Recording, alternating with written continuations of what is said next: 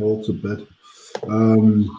We have a show that's going to be discussing Expo, the Cloud Comp, the sponsors, etc.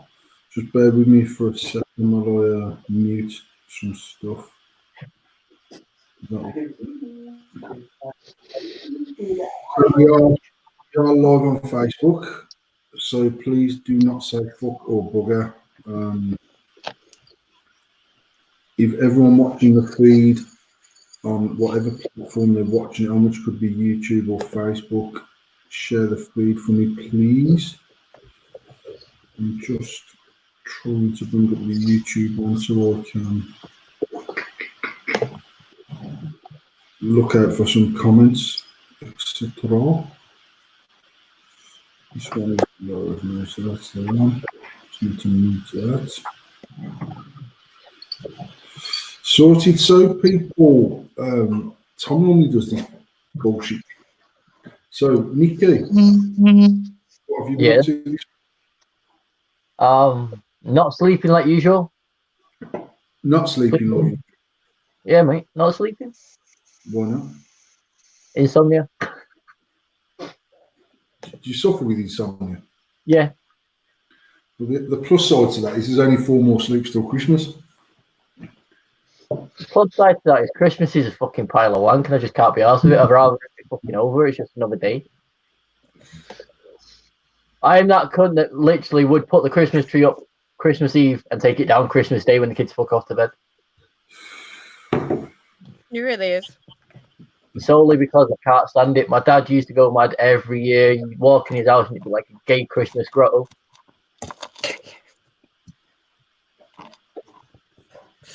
Oh. Craig, how's your week been and what you've been up to? It's been a very good week, actually, because I managed to go watch that new Joker last Friday night. What was your thoughts on that? Very good. Very, very good. You even enjoyed Gary Glitter's part in the film?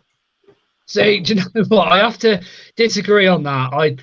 It's a good film, but apart from his music being in it, it was very good. It was very, very good. I'm going to go watch it again sometime next week. He won't be getting any royalties, though, for his music being used. No, he won't. I don't think they should put it in there in the first place. That's these film directors for you, though, isn't it? Well, you can't really call a song a paedophile, can you? So, it's just the artist that is. So, yeah. Yeah. But no. But yeah, the week's been really good, and I'm really looking forward to Expo. Good. Nick, Pixie, what have you been up to this week? It's exciting. I've been clearing out my house, which is not that exciting. Our kids are on holiday at the moment, so we decided that was the time that this week we'll start clearing out the house, getting rid of everything we don't need, and then next week we can have some fun before we go away. I've had a double pound class tonight, so I've had 2 exercise classes, and that's about it, really. Nothing massive. And congratulations on meeting your target weight at Fat Club. Oh, thank you. I was really excited about that because I got a little badge. I can't find where the badge is gone, but it looks like Star Trek Enterprise. I was like. Very good. So, as people will have seen, we started posting up earlier on the poster, which will be the backdrop for the cloud stage at Expo.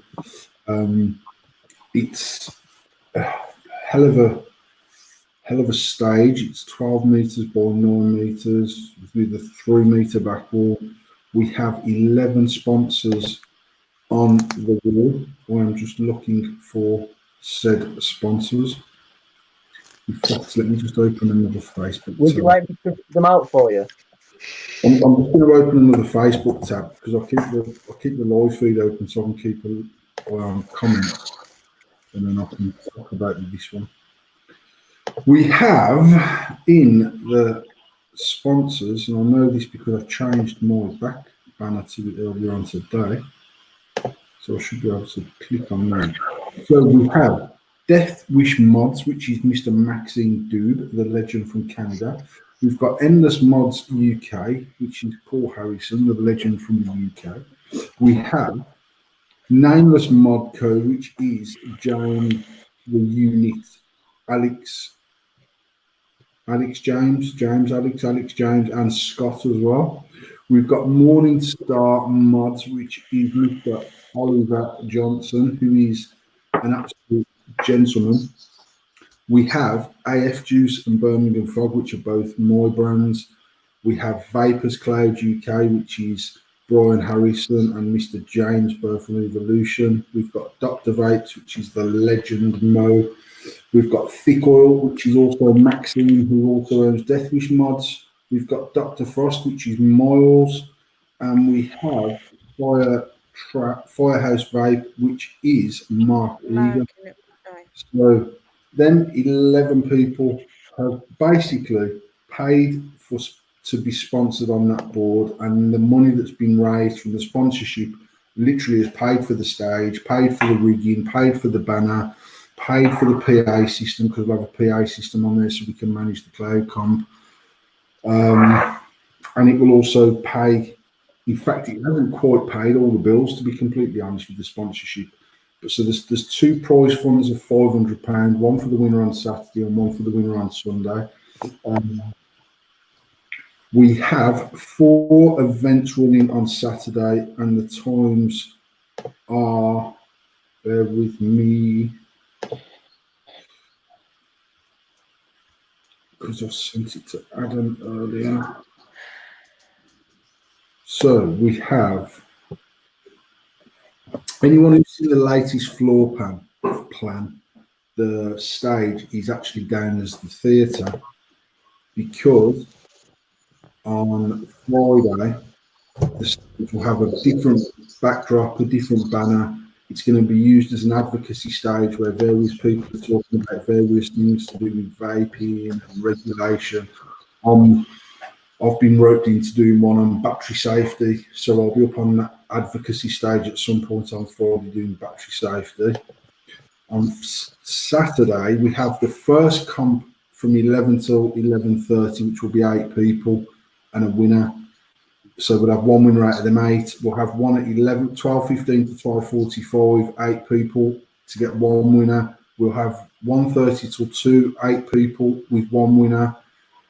2:45 to 3:15, 8 people, one with them. Straight at the end of that 3:15, we'll just go them 4 back to back, down to 2, down to 1, and the winner will be announced on the main stage at 4:30 on Saturday. Then we have Sunday, 8 people, 11 till 11:30.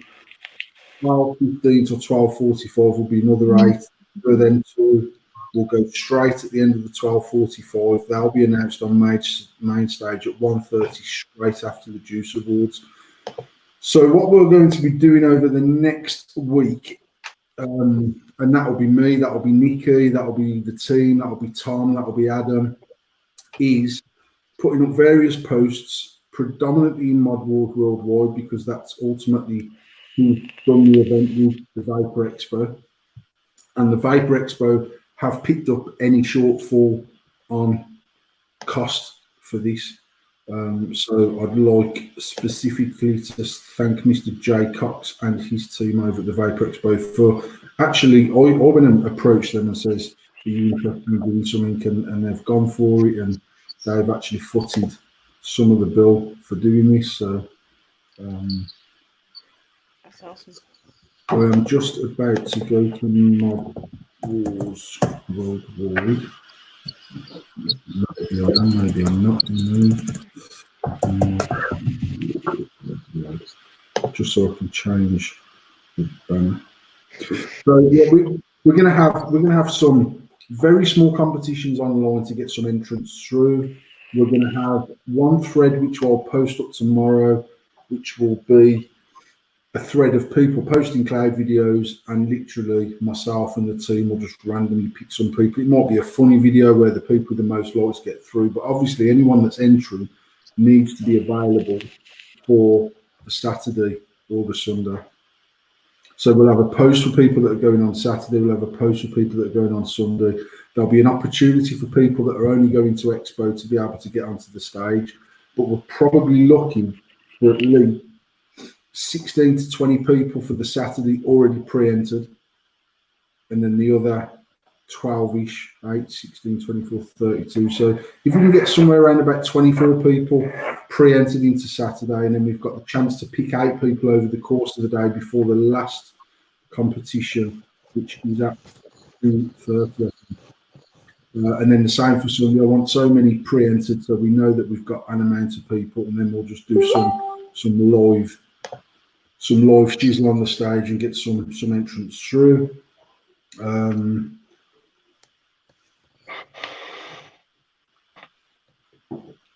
But I spoke to obviously all the sponsors that are involved, apart from one, were people that we spoke to a long time ago.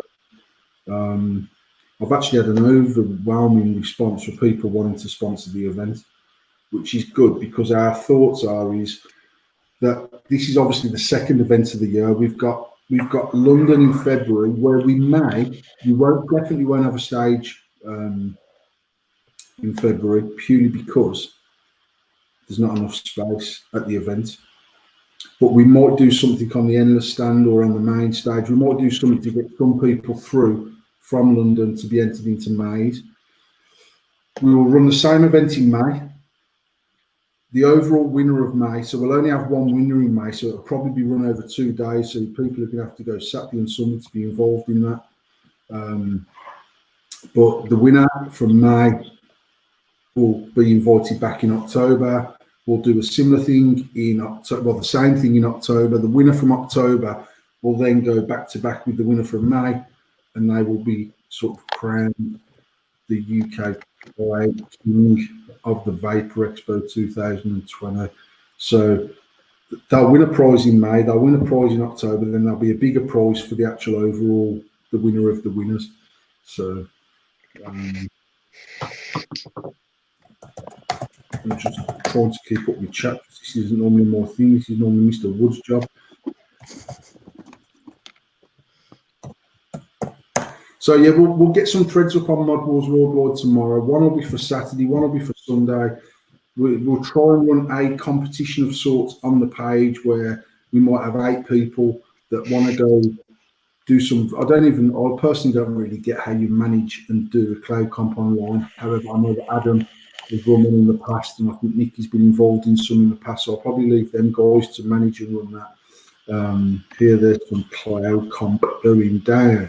So yeah, Mr. Gavin Tank Blake, he's like the Scarlet Pimpernel, he's Gavin. He comes back for 24 hours and then fucks off for 3 weeks. And but it's good to see him back. I've got a huge regard for Mr. Gavin Blake. Unfortunately, I've seen today he's not going to be at the Expo, but we will be there as always. Mr. Kevin Lester and Richard Worrell will be joining our stand from, I think it's KR Vapors or something. It's KR Vapors, Kevin and Richard Vapor. They make all the stuff for billet boxes, etc. So they will be on our stand selling their wares. We've just got Mr. Alex James join us, who is one half of Nameless Mods UK. Good evening, Mr. Jason Jews, Wagwan Rude Boy from up in Leeds. Mr. Nick Humphreys, who is working on behalf of Dr. Vape. We've got Mr. Joff Aubrey, the legend who is sponsored Fish Mod. So good evening, Mr. Aubrey.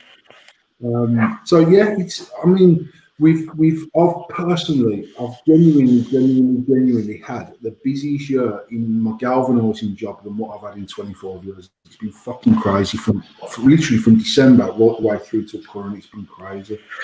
And obviously along that journey, we've had new children come into our household, and it's just been a busy year for us. So all this has been planned for a long time, and I spoke to Jay straight after Expo and around the time when we set up the Mod Wars Worldwide page, and I spoke to lots of people at Expo in May about trying to revive this old school vibe.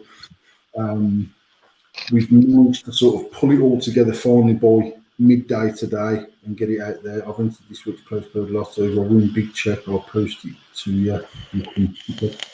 Yes, mate. So it's just been a busy one. So we've got a week really to get it going. I don't think we clash with anything on main stage. So obviously Expo's put our rota together as far as our allotted times on our stage. At the end of an event that's happening on main stage, people will be told that there's something happening at the cloud competition stage, which is at the bloody opposite end of the hall. So we'll wait for people to come up, and it's right by the models gallery. It's about 10 meters from our stand. Dr. Vape stands just by there as well. So it should bode for a decent weekend, really. And I'm hopeful that we can do enough this weekend at Expo to make a little bit of excitement for May, and actually give it a little bit more time to get it all launched before. So 18650 0.1 old school. I still haven't decided, because I'm fully aware that 2700 and 21700 is also a fairly popular battery. And the reason why I've not looked the rules and posted them out yet about what the exact rules are going to be is because I'm not sure. And I'm not really, the original plan was, should we have an 18650 comp, and should we have 21700 comp? And the truth is that you can manage all of that, and to get enough people to enter into both of them probably quite difficult. My personal opinion is exactly what Trevor's just said, that we should just go 18650 0.1. We'll have a USA owns meter there. Anyone that's in the first one will have to submit their RDAs to the endless stand beforehand, so we can check them, and we will give them back to you when you're on stage, so there's no tampering, and we'll take them back at the end of your round if you get through. Thank you very much. My daughter just made me a bracelet. Oh, that's gorgeous. So my thoughts are that we should just go old school and have it 18650 0.1.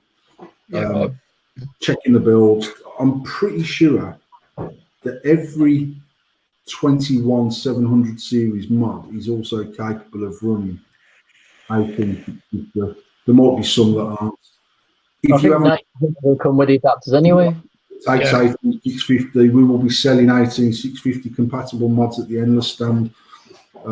So there's not a problem getting hold of one if you need one, and they will be very, very, very competitively priced as always. We genuinely are doing a stock clear, so we've still got some clean mods left. We've still got some cleaners. We've got a few Empresses. We've got no original dirties. We've got some dirtiers, a few Emmys. We've got a few Emperors. So we will be clearing out all that old stock, ready to launch all the new gear in May next year. So I'm talking. I was hoping you were going to say there's a dirty there, Paul. I haven't. You know what? We have got some dirties, but we haven't got everything to make up kit. So we're missing some hybrids, or we're missing the right matching stacks, and we've got some bits and pieces which we've pretty much kept back. So if anyone needs spares, where possible, we can manage the spares. That's what I'm trying to get after. I've been looking on your website, thinking he's going to have one back in stock, isn't he? Been looking for a dirty for ages. We haven't we haven't manufactured a dirty mod for over 18 months, I would say. Yeah. Since we manufactured the last batch of them. And I'm not even sure how. I don't think we've got a huge amount of dirties left, to be fair. But that's the proto, which is the 30mm side fire.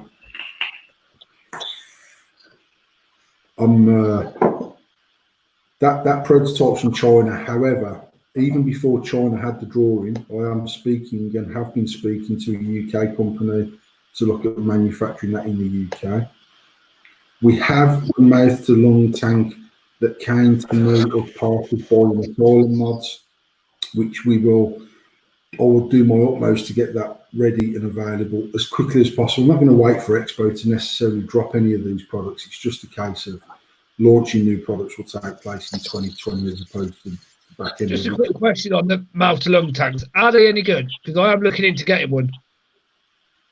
Well, obviously ours will be the best market when it does come, but I mean, to be honest, mate, I've been a mouth to lung vapor for getting on for 8 years, if not longer than 8 years when I started vaping. I've always mouth to lung, regardless of what other device I've used. And it was only in Germany this year that I got the Kayfen Light, the 2019 version. I've put a top fill kit on that, so it's got the top fill steam can't Yeah. remember. It's. I've not gone back from it. It's been fantastic, and anything I've used since, the flavour of it's fucking shit. Like That's stock. what I'm looking for work, you see. Just want something like that just for work. Because I take a RDA to work and I'm getting fed up of dripping when I'm at work and stuff. And I'm just thinking, I'll just get a mouth to lung while I'm at work. It might be a lot easier. I mean, you know what? If you're using an RDA, there's plenty of sub-ohm RTAs that will replicate what you're doing, but it's going to be sub-ohm tank instead of sub-ohm RDA. Yeah. I'm still speaking to China about the drop of Shermans, so they will drop identically to how there was before. The only thing is we're going to use the air trap system off the helo on the Sherman to stop it, because when you put the top cap on a Sherman, it's machining that tight that if you filled your tank right the way up to the top, when you screw it down, it can force the juice out of the air holes because it's just so tight. So if we use the system that they used on the helo, it stopped that from happening. So I'm just looking at transferring that part of the helo onto the Sherman, and then seeing can we do a drop of Shermans.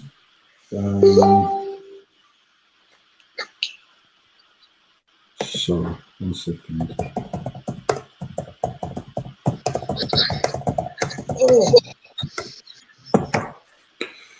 So I mean, yeah, we've not really had a massively productive year. So we dropped the new mod back ready for May in Expo. And it's been a little bit slow since then, but we will be doing some. I'm talking like proper bargains on Sorry.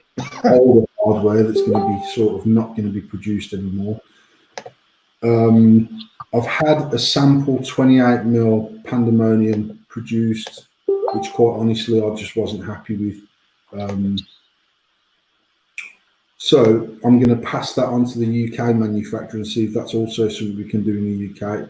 And really my thoughts at this point in time is, depending on the price of the UK manufacturing, depending on minimum order quantity of the UK manufacturing, is possibly look now to just start moving over to full sole UK manufacturing. So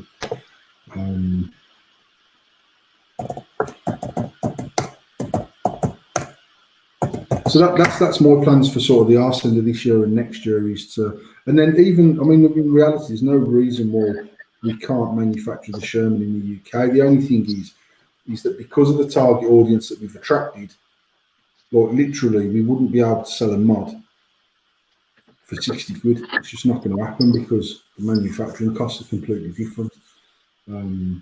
It's also I wouldn't say it's impossible, but it's so much more difficult to get an RDA made in the UK because the machining of the smaller part is just that costly as opposed to China, that it half knocks it as an unviable project. So there's an option with the likes of an RDA or even an RTA is to get the smaller parts machined in China, get the main parts machined in the UK, get it assembled and finished in the UK.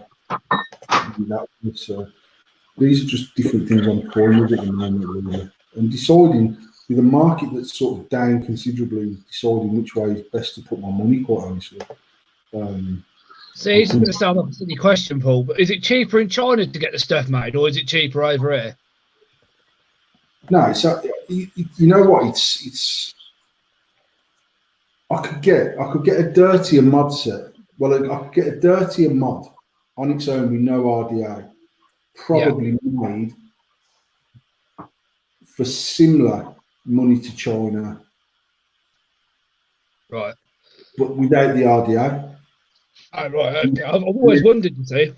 And then now, you know what, mate? To be honest, China's prices have gone up. Raw material costs have gone up. From when we first started manufacturing, the exchange rate's down around about 25%. That probably more than 25%. I mean, it literally dropped. We were getting sort of high 150s exchange to drop down to 116 post when Brexit first took place. So that had a huge bearing on our margin, massive bearing on our margin. And the thing with the UK is there's lots of companies now in the UK that are genuinely trying to drive UK manufacturing, so they're trying to be more competitive. But the thing is, by the time, well, I can't remember how many dirties we had shipped, but my shipping costs on them dirties was like $3,500, which is, and then I've got import tax. I've got the VAT to pay on them. It probably adds another 30% onto the price of the product. I can draw it. Get stopped in customs. Some did, didn't they? It's what's called. I said some Fraud dirties some did of get stopped, I think, in customs. It's what? I said I think some dirties did get stopped in customs, didn't they, originally? Yeah, I mean, it's not so much a problem getting them through. They'll just get them stopped and checked, and then normally they'll open the box to make sure that we're not bringing fucking heroin inside the tubes and stuff like that. You know what I mean? We've never had a problem bringing anything into the UK, but we have to pay the customs charges on it coming in from China. And then the shipping from China is not cheap, and we use air shipping, which is the most efficient way to get it to the UK, but it's also the most expensive way to get it to the UK. If we were to get manufactured in the UK with the person that I'm talking to currently, I can drive there in my car, and I could have fit, if I put the seats down in my car, I'd probably have fit all the dirty mods in my own car, and it might cost me 30 quid in fuel, as opposed to $3,000 to fly in from China.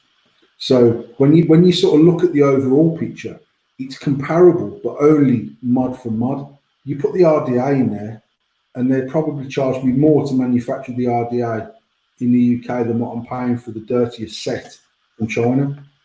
So then it's deciding, do we get things like the peak insulators and stuff like that manufactured in China and just ship them across and do the main body of the RDA and the top caps machined in the UK and assembled in the UK? It's literally where I am at the moment. Is just deciding what way to move it forward, really.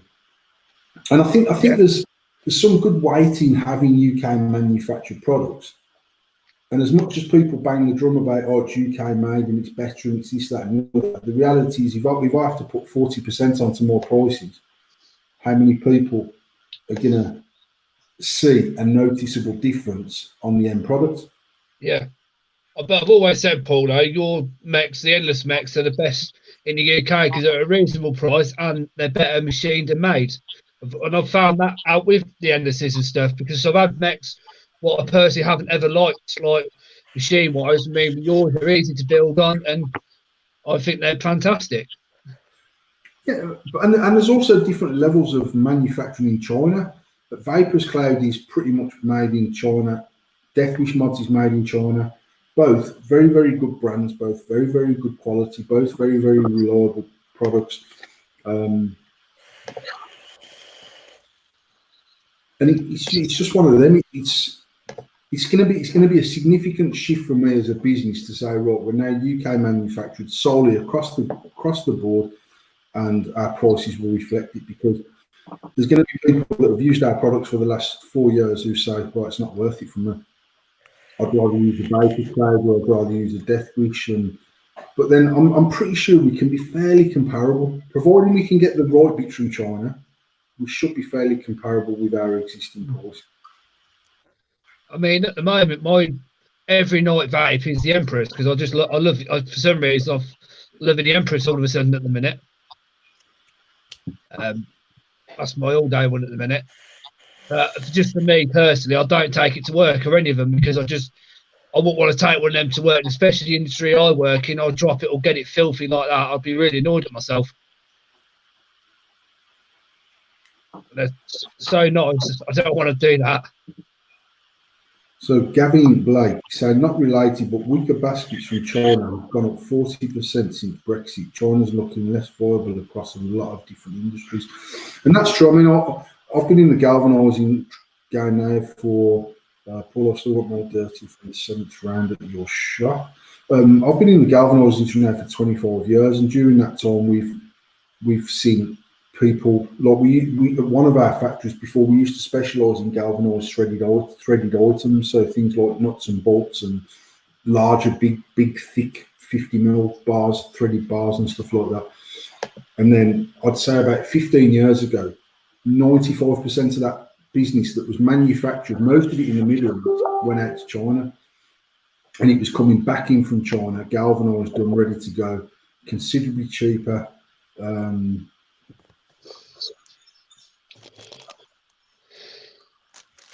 Oh.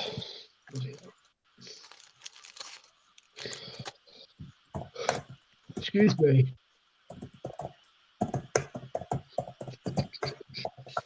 Correct.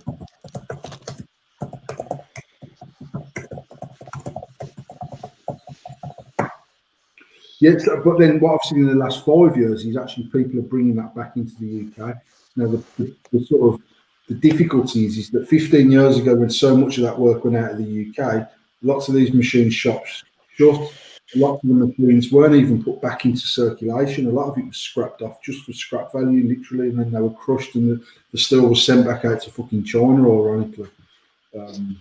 But there is people in the last 5 years that I know personally that have started investing in machining back in the UK because the price is that close now that you could probably justify the increase in quality over the price.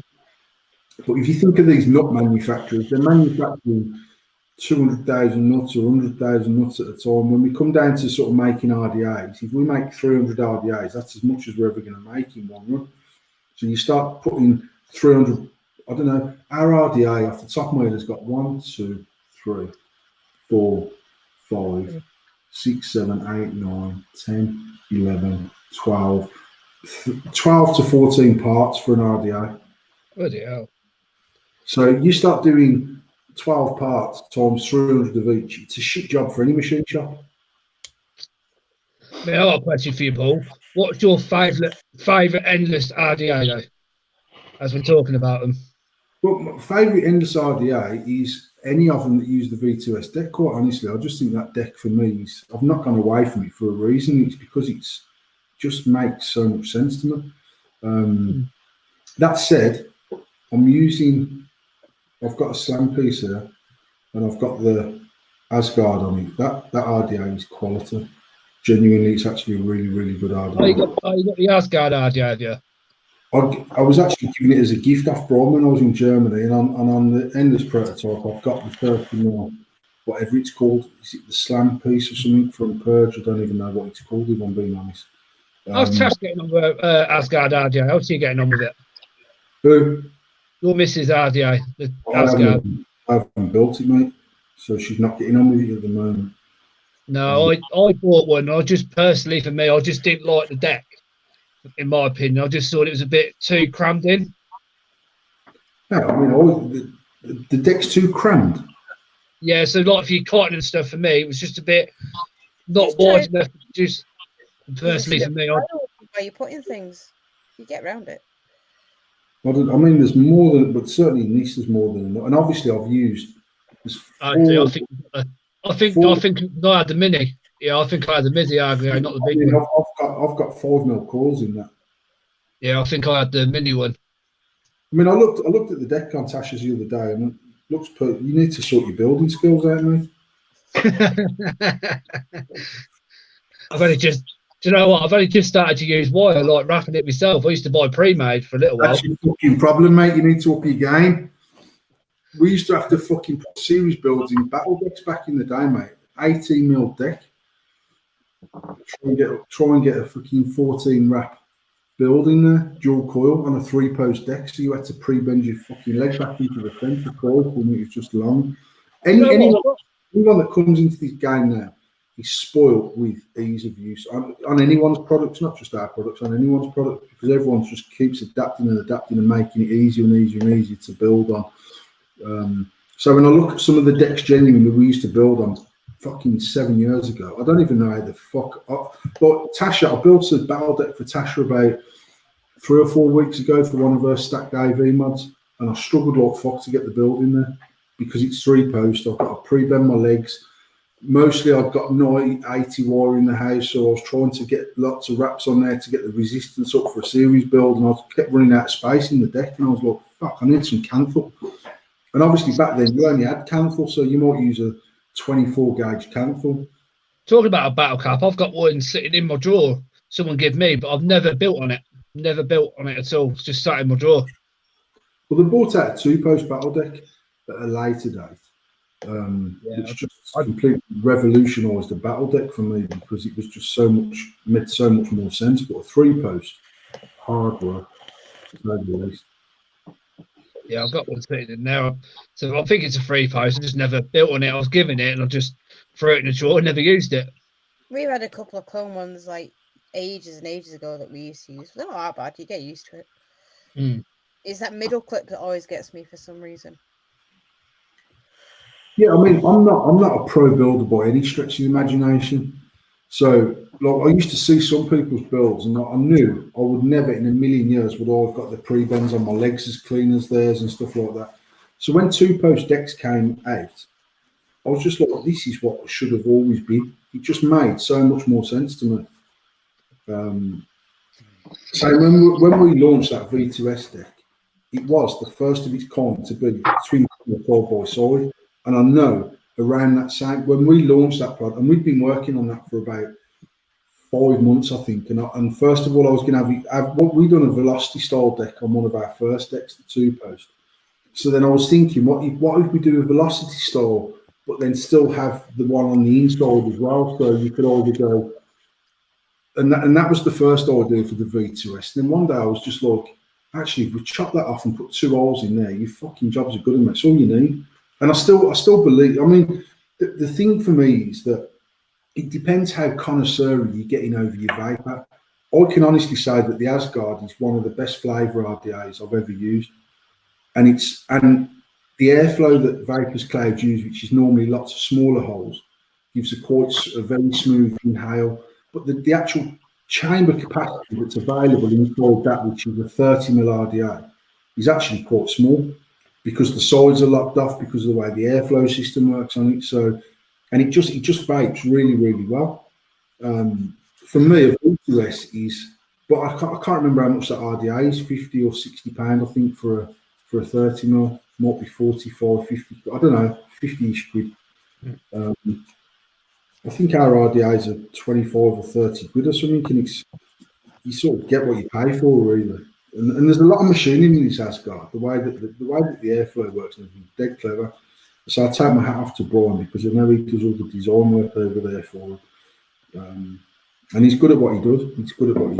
But then obviously you have to pay for that level of machining and that level of parts that come into an RDA because ours are very basic RDAs, really. That said, for me, a Slammer, whether it be 24 or 25, or the Crown, which is a similar thing with a slight shape in there, they give good flavour, they give good clouds, they're versatile because you can have your air fully open and blast the life out of it. You can close your air off and still get a nice flavour vape out of it. I've got your Slam 25. That one. That's a V2S crate. Oh no, that's a 2v2. That's two. Yeah, I've got that one. That's my favourite because that's what I use. Yeah, I've got to admit it was a bit of a tricky one to do, but I actually thinking about it, I do actually like it. It's one of my favourites. That is my absolute favourite.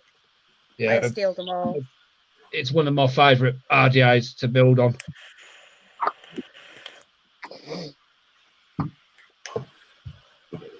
I was always quite disappointed that 2v2 deck didn't do as well as I felt it should have done. And there's things I like I it. preferred it to the V2S. I mean, I used the V2S to start with because that's what came with my original cleaner. But then I got one of these, and I've never really used a V2 since. I've always preferred that. I do like that one. Like you said, it does give off good flavour and good clouds. It's one of my favourites. So I don't know where the fuck Thomas is, but I've got no news. I've got no fuck all because I was just prepared to come here as a guest on my own show. Oh. How's your week been apart from you're busy with Expo? Just busy. I mean, literally, we've still got stuff to design and send to print and get back to us by Wednesday of next week in order to build Thursday. So I've got a funeral Friday for a friend of mine who passed away unfortunately last month. So Friday's done. It's Tasha's birthday on Monday. I've got a huge amount of stuff to get done between now and Thursday. I'm not even going to lie. I need to get a message into our group to see what apparel people need, sizes. I need to order the apparel. Obviously, we can do that ourselves once it comes, but I've still got to get the actual product ordered. If I order them tomorrow, they should come Friday, which means I can crack on with them the weekend. How's little man Paul anyway? How's he doing? He's wicked, man. He's good. He's chill. Yeah, he's getting injected, cuter. and he was fucking about for a few nights, but he's back to himself. He slept last night about 10:30 till 8 o'clock this morning, 8:30 this morning. He had a good line. He had a good kick last night. So, Oh, bless him. he's good. Definitely looks like his dad. You are, sorry? He definitely looks like his dad. To be honest, mate, I can't even see it in them until they're about 3. I don't. To me, all babies look pretty much the same. No, you can definitely see it, mate. You can definitely see it. No, Tasha said to me, "Oh, he looks like you and Billy," but he Oh, looks I like said Emmy. He looks like Even Emmy Little, to be honest. So when I look at pictures of Emmy as a baby, he's a spit of her little. But yeah. Silver battle deck I always want. So I mean, mate, Neil Pudge's put he always wants a silver battle deck. I've got a few of them here that I paid fucking big money for. I paid £1,000 for a silver 1 of 50 silver timekeeper that come with the silver battle deck and the silver battle cap. And I've never ever used it. It's still in the envelope. It got delivered to the house. It's £1,000. It's probably worth. If I could get 200 quid for it now, it's all I'd get for it. AV Timekeeper was a good mech. Don't say that. You'll fucking have like 5 inboxes off Neil in a minute saying, "I love it." I wouldn't sell it, to be honest. I wouldn't sell it unless someone offered me something reasonable. I wouldn't sell it. I'm not that hard up for 200 quid, to be honest. So. And that's to be with all of the stuff that we bought. That purple stack that Tasha's got £1,200 or something for that slow twist gore and the what I can't remember what else is on there. It's a cotton candy, isn't it? A double one. Well, she's got the cotton candy stack. Then she's got the purple one, which was I think there was two mods in that colour or one mod in that colour that AV ever done, which was slow. Has anyone ever heard of the AV Defender? Anyone ever heard of that one? Well, that was just a sleeve that you could put onto any AV mod. Yeah, so I've got one sitting here. Never fired it or used it. What identical, Chloe? To be honest with you, I couldn't tell you. Show me the box. Oh, you don't know. You'd have to send us pictures, Craig. Yeah, to be honest with you, I don't know. I really don't know. I had all of that. I had the Defenders. I literally spent way too much money on that stuff. But I was lucky that everything that I wanted to sell, I sold before the arse fell out of it, to be fair.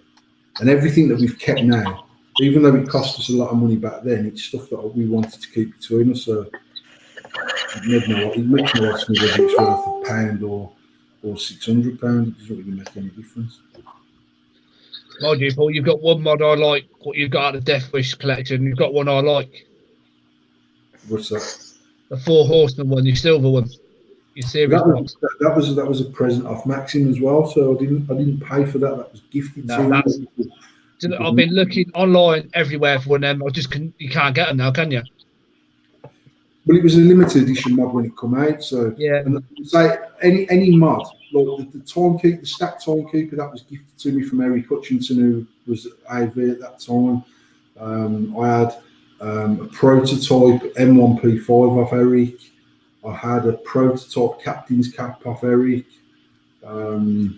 I've got some Scoundrels that I had off Benny from Scoundrel at the time. I've got anything that Max has given me. I've got a stack mod in there, and I've got the 4 Horsemen. Anything at all that I've been given, I've never sold. No, I don't blame you either. But it's still a nice mod, though. I've got to admit, it's still a nice mod. Yeah, I mean, to be fair, it's a Vapors Cloud hog with their engravings on it, and actually, I had hogs from back in the day. I've always been a fan of Vapors Cloud myself. I think they make good products. So.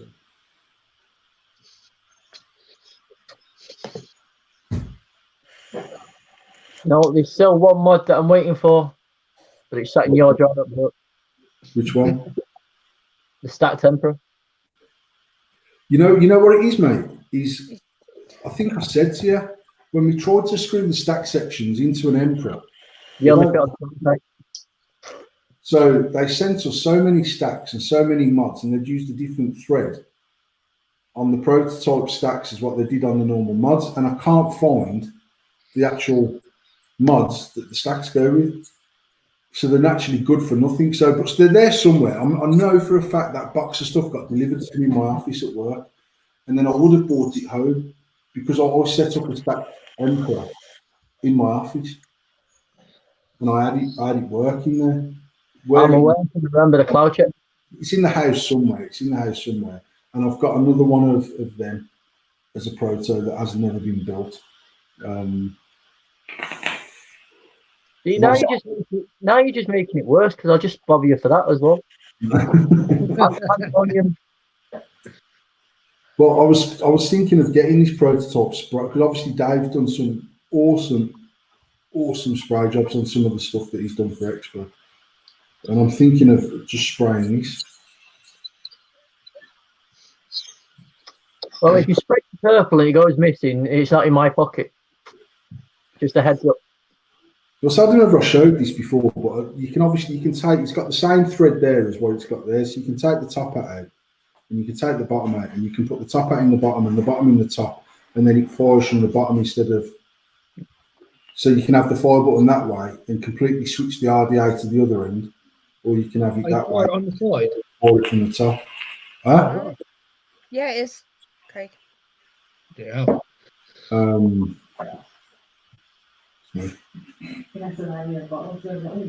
Natasha's come in the kitchen with the tits out, so I'm just going to make a bite.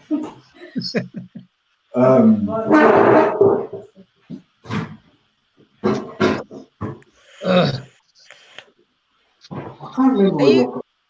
Craig, are you there all weekend or just one day? Believe it or not, I've just got a VIP ticket. Right, so you're there all weekend, right? I am going to possibly do the Sunday if I can get out of work, going to work on Sunday, because my birthday is the weekend after. So I don't care about your birthday. I care about Expo. I'm not arguing. I've got to buy the fireworks for my birthday. Your birthday? No, your birthday's the 3rd, not the 5th. It's the 3rd. We're having the party on the 1st. Right, then I've got to buy fireworks for it. I'm sorry to break this to you, Craig. Bonfire night is the 5th. No, I'm going to try and do the whole weekend. Definitely try and do the whole weekend. It'll be Bonfire night is one time a year that Craig gets a bang. So just leave it as that. Never, mate. Never. It's never happening every year round. No, I've just got a VIP ticket, so I'm going to try and do the whole weekend. Right, try and do the whole weekend. I mean, depending on the price I've just paid for VIP ticket, I'm not going to say how much, but I got it very cheap. $2. Yeah, I wish. But yeah, I'm quite looking forward. I am looking forward to Expo this year. There is some actual vaping news. One of the states have petitioned it and actually got it through to their whoever it is in charge of their states. And one of the judges has turned around and went, "It's a load of bollocks." So shops are now stocking flavours again. Yeah, I know. I see it yesterday. They said the flavour ban's gone, and then I didn't know what you just said. I didn't know that. I see the flavour ban has gone in America. No, it's like one place, I think. No, yeah, it's one or two of the states that have let it back in, because obviously, at the end of the day, even the judges are people, and if they're actually seeing now that it's affecting people's livelihoods and families and everything else, then there is that good news. Yeah. But on the Friday, I will see you all on the Friday because the VIP ticket, I didn't realise you can go in there on the Friday early. I didn't realise till I looked online. Yeah. I didn't realise till I looked online. I was like, oh, fantastic. I can come in there on the Friday. So if you message me 5 minutes before you go in, I can go and hide in the toilets. I think everyone will hide in the toilets at the end of the stand. Look, that fat twat's coming down there. Move. I hope you mean you. Definitely me. They'll be like, look, that fat twat walking down there. Fucking hide. So you can take the bottom out, and they are quite long threads on this actually. Is that black bit in the middle of grip? Yeah, the insulator. The middle, right, it's insulator, right? It's basically insulates the top from the bottom, and then it comes with two insulators for the bottom. So you've got that one there. So you push that one in, and then it's for 18,650. Or you take it out completely and just pop a flat one in for 2,700. Yeah. And then if you screw that out,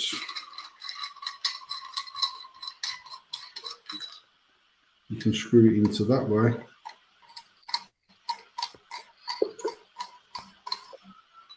And screw that in that way.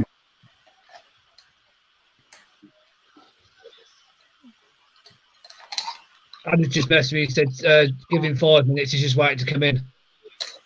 I don't even know how to let him in. I guess Tom needs to do that. Yeah, so someone needs to let him in. It's Tom posting. So that's firing from the bottom, and that one's firing from the top. Right, I get you now. So you can choose whether you want it up off your thumb or down off your finger, whichever way you want. What else have we got in my box of goodies? Missing Wi-Fi. So that's the 28mm pandemonium. You can put that in my box of goodies. I'll take that. Fuck off. You're not that special. I am. Special needs. So the sleeve is off, the top cap is off, the one stack section is off. There'll be in a minute when I take out the plastic. I never got a proper look at the Sorry, my pandemonium Wi-Fi last year, keeps and I out then. regret it. So standard endless style switch with the lock on. Slide in one section. Slide in another section. Yeah. Too excited for that. Slide in Yeah, me. before 10. And then it all locks together with a sleeve. And then your RDA locks it all up. Well, to be fair, that locks it on now. It can't come apart. Oh. Evening, Oh, here we go. And then Right. I've just literally messaged in the group chat. it's got the standard, either take it out or leave it in. Endless switch. It's got the spring in it as well, isn't it? Because I've got the magnets. Yeah. Oh, look at that. That is gorgeous. But the tolerances aren't as tight on this as what they need to be. So this was just one that I sent the drawing to Chop for the first time in a long time. I sent them a full drawing. So all that to do was upload it to the CNC machine. So to be fair, any tolerances that aren't right on this is just down to our drawing, to be perfectly honest. But like this one now, it's got the sleeve on it. I can just hear shit rattling. And on the other prototype, I can't hear fuck all because it locks in tighter. And the other thing that they didn't do on this was actually put the bit on there. They've got it on the inside of the sleeve. I don't know if you can see that. So you've got that ridge inside. Oh, so when you turn it, it locks on. So it locks onto the switch housing. If I just take it apart. But the knobheads never put anything on the switch housing for that to lock into. But definitely that was on the drawing. 100% I know that was on the drawing. Now the reason why I haven't gone ahead with this and why I haven't worked on it more is because we actually need to have that self-adjusting. So it needs to be a self-adjusting insulator at the bottom. And the reason for that is if you build it all and you need to adjust your insulator, you've literally got to take the whole fucking thing to pieces because you can't get the switch out, which is just a pain in the arse more than anything. Is it going to be constantly stacked? Sorry, is it going to be constantly stacked, or can it be single or stacked? No, you can run it single as well, but I don't think I've got a single sleeve for it. So if you've got a single sleeve, you just run it single and then snap your single sleeve over it. But I don't think, in fact, I'm pretty sure it never come with a single sleeve. It's called duct tape. I'm sure you've got something to fit around there. Just for ease of use, we need to come up with a self-adjusting insulator in the switch housing. So it'll just adjust itself and lock everything up tight. So once you've put your RDA on, it'll just And to be fair, the rattling's nowhere near. If you're screwing hard the arm with the batteries, actually the rattling's negligible. But I just feel like it don't snap together. Like on the other sections, they were machined just over 180 degrees. So actually, when they went into each other, there was just a slight snap to it. So that's the 28. I mean, 28 mil looks fire in that as well. It's 28 mil. 25 as well. And then that one's 30 mil. And I'm thinking whether we should just do that in a 28 and still have a 21-700. Well, if you did it on the now? 30? Huh? What is it now? 30 or 25? That's 30, that is. I like them chunky. if you did it on the 28, it's like a Sherman, not those ones. But I just feel like 28 mil. I don't know. I think there's a good tank that fit at 28, isn't there? That's my point. No, but I mean, to be fair, we could do a 28 mil top cap for it, so it'd still be nice and flush with the Sherman. But the Helo's 30 mil, so I don't know. I don't know what I'm doing, mate. I need to decide what I'm doing. So that's the flat insulator. So if I just take that apart again, I'll show you quickly.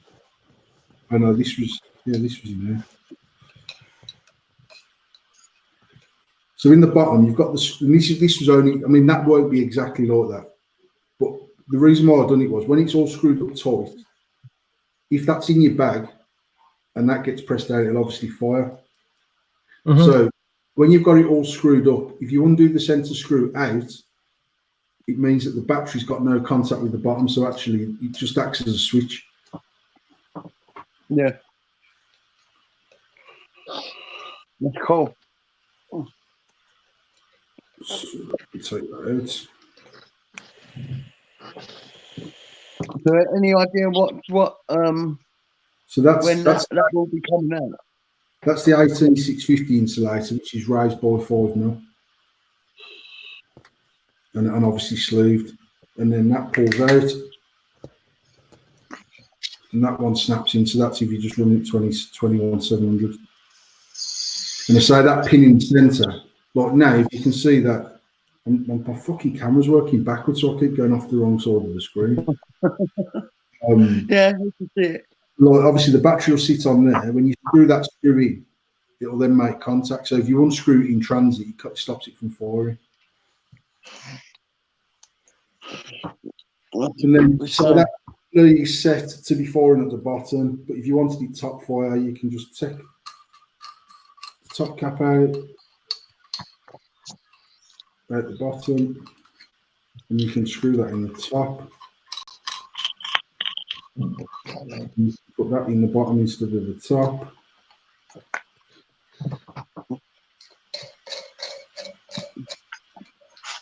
And then you can follow it from the top instead of the bottom. So quite clever, I thought.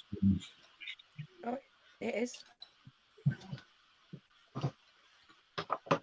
So there's 2 of them mods in the world, and I've got both of them in one that I'm using, and one that Nicky's going to pay about £1,000 for. I'm only joking.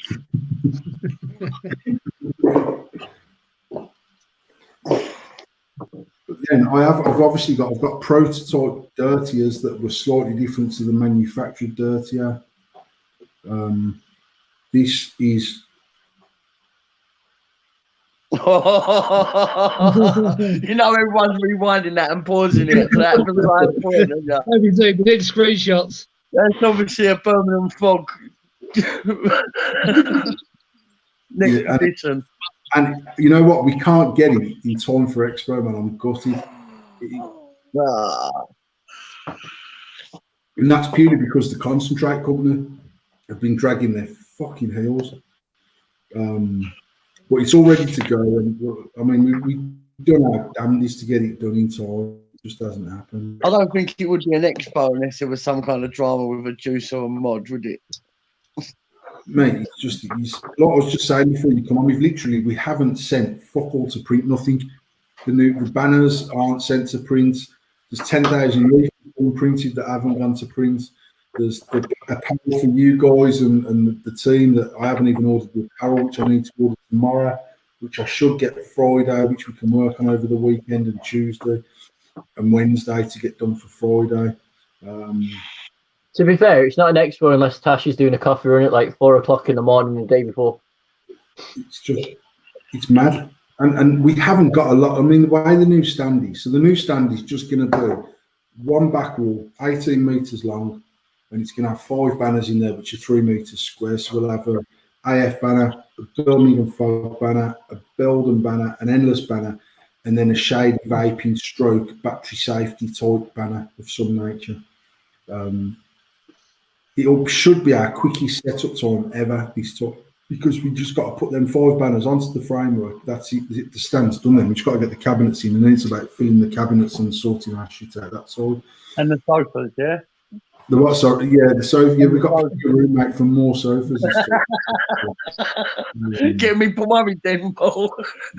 No, I think I was going to have to bring one of them. You know, one of them fishing chairs that you fold out on yourself. Blow up when he will. I feel like we should have some inflatable chairs, because me and you will sit on them, mate, and they're just breaking the joke. I think that's what was so good about Vape Fest. You know, there was a hay bale anywhere, wasn't it? Hay bale. Yeah, that at Vape Fest. Should we get some hay bales? Now, I quite like the idea of massive beanbags, to be fair, but I don't think we'd get them there. I think I'd have a problem getting up, if I'm honest. I've rescued a few people from a beanbag before. But I wouldn't want rescuing. I'll be helping people on the back in my beanbag. What's that? Adam throwing stuff across the counter. Yeah. Mate, I've done your build.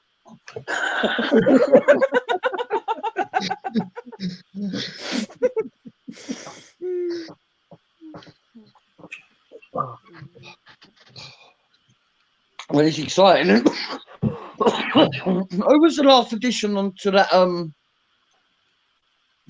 cloud banner? Was it Frost? Firehouse. Firehouse and Vapors Cloud. And Vapors, I spoke to Vapors Cloud right at the start, and it was sort of agreed. And then when we actually got to the point of saying, "Do you want this sponsorship?" for whatever reason, I never got a reply. When I up today saying we've got 1 space left, I had inbox off people saying I thought we were on there. But it was never agreed. So Vapors Cloud have been on there, and Firehouse Vapor on there as well. Oh, it's going to be good. And so what we do, I don't know whether you've discussed it or not. I've been asleep, but is it? Are we putting the post up after this then, and everyone's got to still do their videos and see it? What I'll do, Adam, is I will get a post ready for tomorrow that states what the rules are, because I still haven't decided whether we're just going to do 18,650 or whether we're going to let everyone mix and match 18,650, 2700, 21,700, 26,650 single. Yeah, there's been a lot of feedback on that. There's a lot of people that are saying, "Oh, I've only got a 21,700 mod," and my opinion is that anything 21,700 in theory should be able to run with an 18,650, because they do them. Which is exactly what it is, which is to drop an 18,650 into it and use it in 21,700. Yeah. So there's the Dirty and the Empress and the Cleaner. Yeah, so the only 18,650 anyway, but in that prototype there, you can use 18,650, 2,700, 21,700. In that purge, you can use 18,650, 2,700, 21,700. So you're going to let me take the prototype and I'll enter? What? You're going to let me take the prototype and I'll enter then? Hello? I can't hear what you're saying, mate. I don't know if your internet's breaking up. Mine, isn't it? I'm only joking. I'm like, what? Oh, shit. Yeah, so I mean, I'm thinking we should just go old school and just have it 18650 0.1. Yeah, I agree. But then another part of me is saying that the industry's moved on massively, and 21700 is the standard battery, in my opinion, for a single cell mech that is now being dropped by anyone. But because it's the first, I mean, my understanding is because it's our first cloud comp, and 90% of the people who've got a 2700 mod have got an 18650 mod. And I just thought that because it's the first cloud comp, we want as many people to enter as possible. So it's like a prototype of the future of cloud comps at Expo. Do you know what I mean? Like, if this is a success, it's not going to be a one-off, is it? No, I mean, if this is a success, and I feel like it'll be enough of a success to be able to get this as a platform for May and October next year, then May and October next year, my thoughts is that we'd have an 18650 comp, and then so we'd have a 650 series, and we'd have a 700 series competition. But then probably run it over the Saturday and the Sunday with just a main final on the Sunday for the 18650 and then 20/21 700. So you'd have two finals, two winners, two prize pots for the two different styles of battery. But then you've got people that might want to run 26650 in a single dirtier or a single HDNE EXO. I think an all that outlaw would be interesting as well, because you get some people that it would be.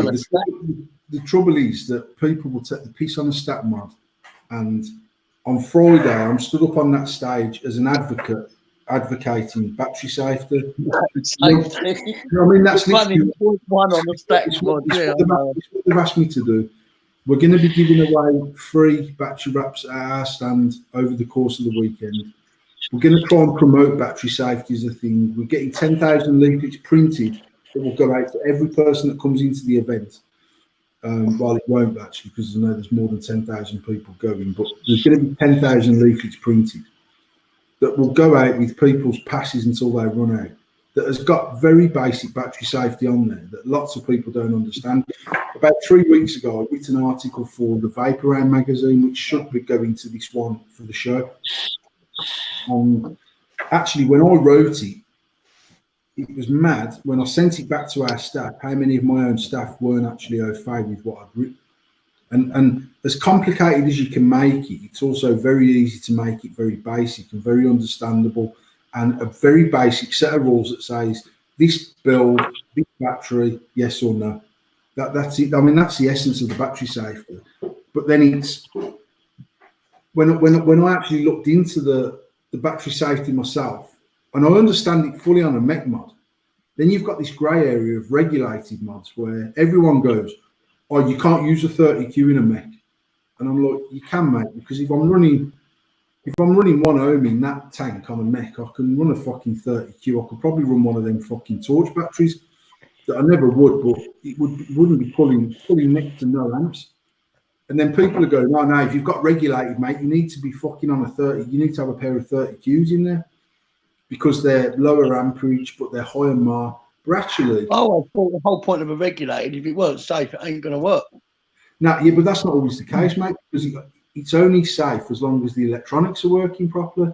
Yeah, true. Also, you've still got an amp rating for that battery. And when I've done some basic figures and I looked at some information that Mooch had put out there on battery safety for regulated mods, 150 watts Segeli device that won't run below 6.4 volts, so each battery's down to 3.2. No, was it 6.4, 6.8? I can't remember. Say 6.8 volts. So each battery, once it's down to 3.4 volts, it won't drain anymore.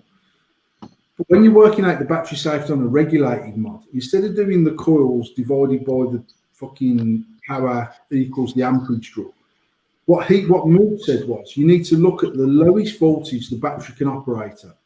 So in that Segeli's case that he used, it was 6.4 volts. There's two cells, so 3.2.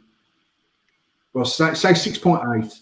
So two cells equals 3.4 volts each. And at that point, then the device just stops working.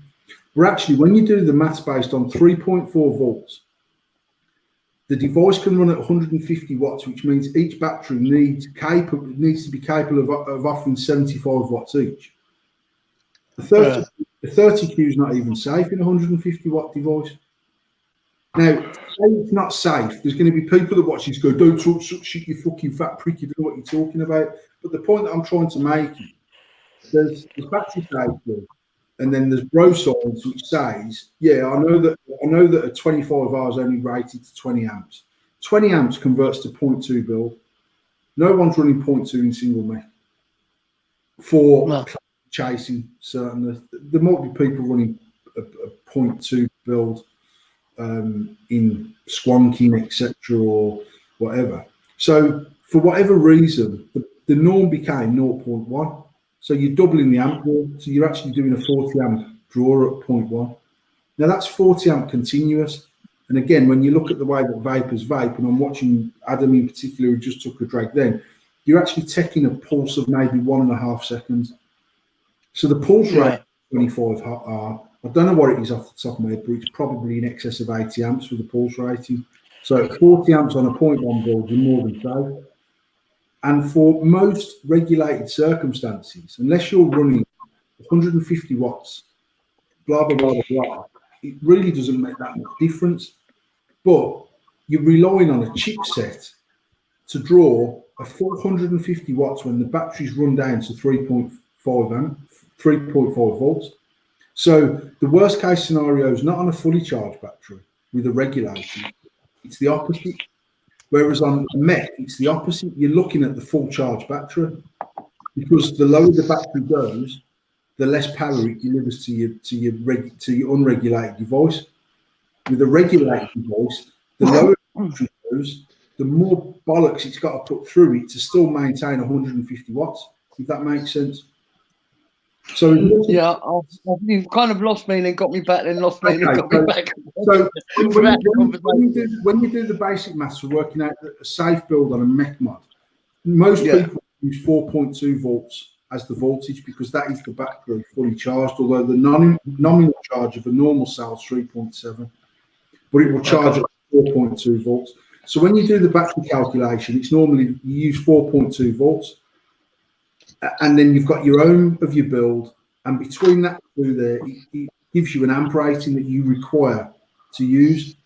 Now, the good thing about the mech is that the minute you take one drag on there, you've started to drain the battery. So very quickly, your battery will be at 4 volts. So then, based on 4 volts, the amp draw is less because the voltage is less. So as you start to deplete the battery of a mechanical mod, it gets safer in theory because you've started off in a safe place, and the less volts that you've got, it becomes safer and safer and safer because the amp draw needed at that voltage is much, much lower. Yeah. With a regulated device, when your batteries are at 4.2 volts and you're pushing out 150 watts on a regulated device, that's fine. When that battery drops down to 3.6 volts, for argument's sake, it's still the chipset in there is designed to still deliver 150 watts, but the battery's only got 3.6 volts left in it. So to get 150 watts to the RDA, it puts so much more strain on the battery at the lower end. So they sort of work in a reverse fashion to a mechanical mod. The mechanical mod's more dangerous with a fully charged battery than it is with a flat battery. And in theory, a regulated device is more dangerous with a flat battery than a fully charged battery because the battery's got to work so much harder to still maintain 150 watts. And the chipset's designed to always deliver 150 watts. And then once it hasn't got enough power to deliver the 150 watts, your regulated device just stops working. Yeah, it lowers the watts first of all, doesn't it? It lowers the watts for you. Well, so if you've got 700 watts, only on some of them it will, not on all of them. Yeah. Do we put battery sag into consideration though? Huh? In a mech, don't we put battery sag into a consideration? How can you put battery sag into consideration? How can you? On a 4.2 volt fully charged battery, are you always going to get 4.2 volts even though you haven't hit it? No, you're not. That's why I'm saying when you're doing the maths for a mechanical device, if you use 4.2 volts, that is the worst case scenario.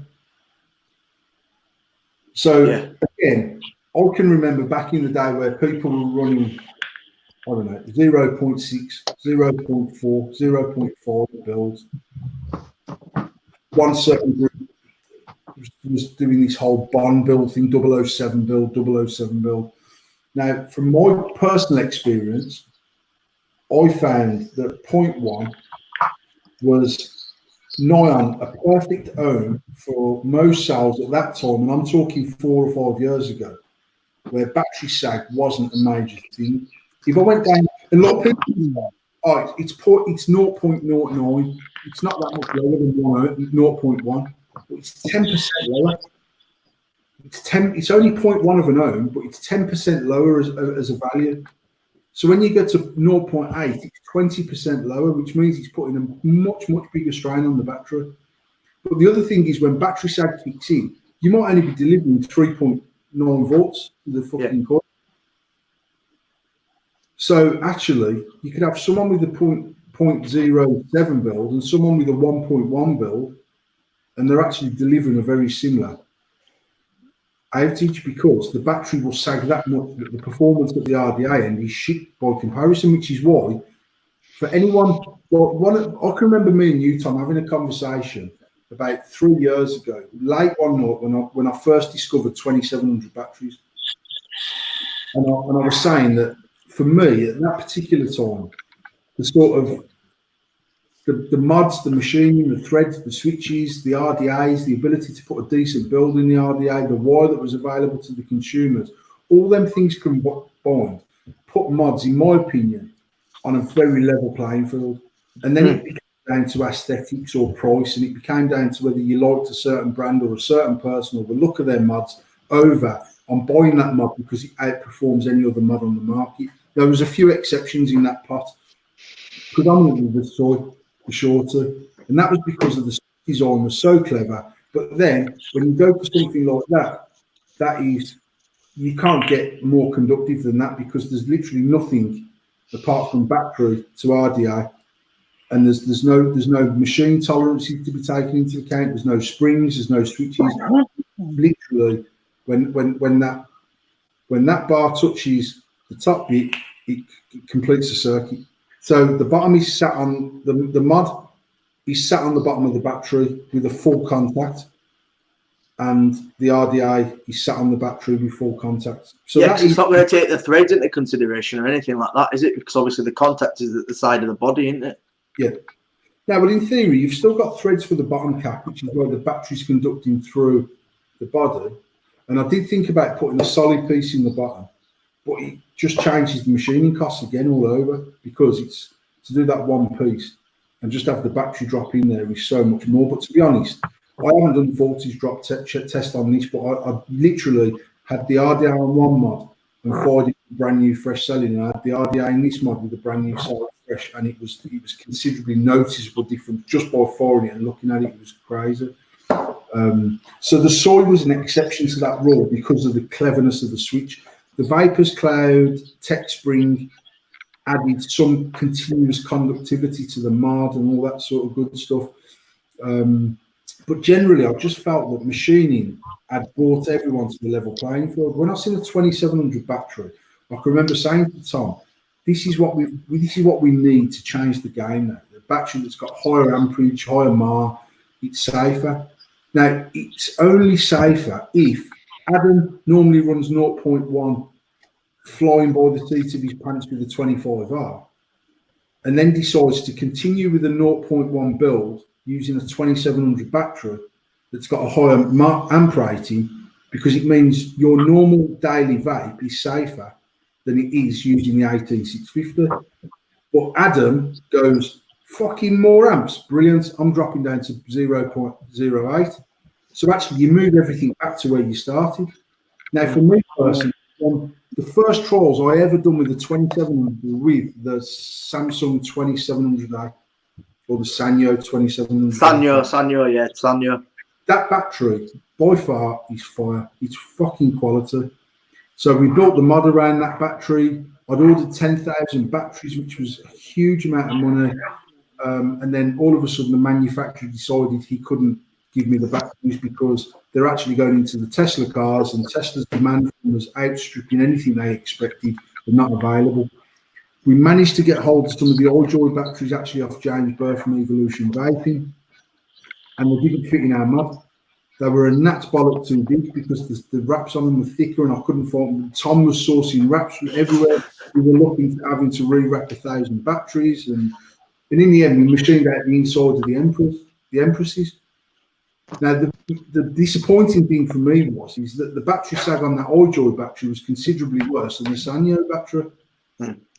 So when I traditionally vaped at 0.1, 0.11, using the Sanyo battery with that same build, I could probably go to 0.14 and it was still performing better than a 0.11 on an 18650.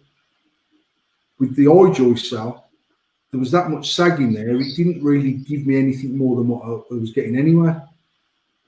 And then a part of me 6 months later said, we actually made that mod too early. We were too early on with the 2700 thing to make it count. Do you think we were too early, or do you think vaping was late? No, I don't think vaping was late. I think we were too early on it. I think there was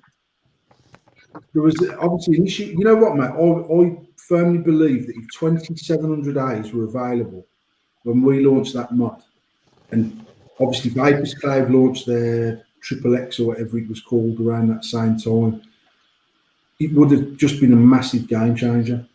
And actually, it's taken until 21700 to come out, which have got a fucking fantastic amp rating and a fantastic MAR. And because of the amp rating, the sag's less, they're noticeably different to anything. It's literally like using an old HP4 over a VCT5A. It's the difference of using an iJoy and a 2700A. They're completely different cells and they perform completely differently. But it is what it is. I mean, that says I enjoy a single 26650 and they're saggy as fuck. But if you put a 0.12 build in there, it sort of half counteracts the sag and they'll last you for fucking ever and a day because they're 3,500 mile or whatever they are. And so I quite enjoy that. And I enjoy a stack 26650 build. But for out and out raw power, 21700 for me all day long is what I'd go for. And in a single mech, I'll only use VCT5As because it's the only thing that gives me anything comparable. And it's got the longevity of 2,600 mile as well. But you look back on, like, we're saying old tech, like it's old tech, it's not, it's just a different battery. But you look back on it when 25 hours were the shit and that's all we were using. And you look back on now and what's actually out from like 21700 to a VCT5A, there's no comparable to either battery. With No, 25 hours. But from my point, the benefit of all of that battery technology change is that ultimately the consumer is in a safer place than what he was when we were risking our fucking faces every day with 24 hours. Yeah. Because people were, I mean, the thing was, the 25 hours was gifted at a time where our own sort of inquisitiveness has decided to start fucking about with wire, fucking about with airflow, trying to see how low we could push it. And really, the battery was the limiting factor until the 25-hour and the HE4 dropped. I can remember people like Steve Dorrington claiming that the HE4 had a 100 amp pulse rating on it. And it became, but it was tested, and I'm sure, I mean, I said earlier, I don't know whether I'm talking out my ass, but I've got a figure of about 80 amps for a pulse rating on one of them batteries. But then there's the argument, when is a pulse class, when does a pulse burst on the battery become continuous? Is it 1 second? Is it 1.5 seconds? Is it 2 seconds? Is it half a second? The truth of it is, if you're doing a cloud comp and it's a fucking 5-second email, in my opinion, 5 seconds would certainly kick into continuous. Continuous, 100%, yeah. So it's like, but obviously the whole industry and the people in it and all the pioneers that were fucking about back in them days were literally risking their own shit to be able to post out there and say, this is what I found works. This is what I've said before. I've done a build back in the day with 19 gauge wire adapter and 19 gauge flat wire, paralleled, dual build, built it. I posted a video in our WhatsApp group for the Shady Vaping staff saying, fucking hell, look, this for a build.